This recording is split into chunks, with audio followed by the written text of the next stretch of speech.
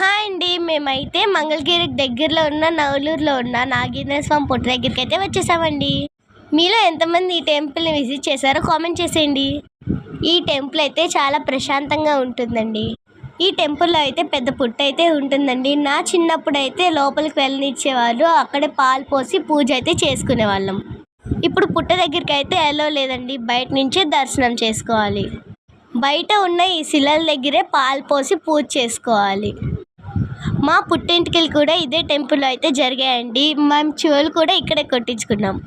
చెవులు కుట్టించుకున్న తర్వాత పుట్టమన్ను పెట్టుకుంటే చాలా మంచిదని చెప్పేవారండి.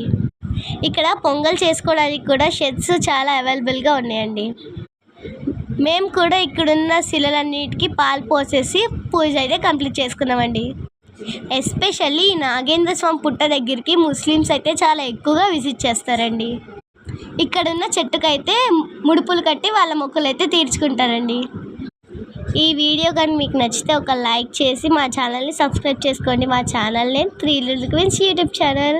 ఎక్కడికి వచ్చినా సరే ఐస్ క్రీమ్ మాత్రం కంపల్సరీ అండి. Thank you for watching.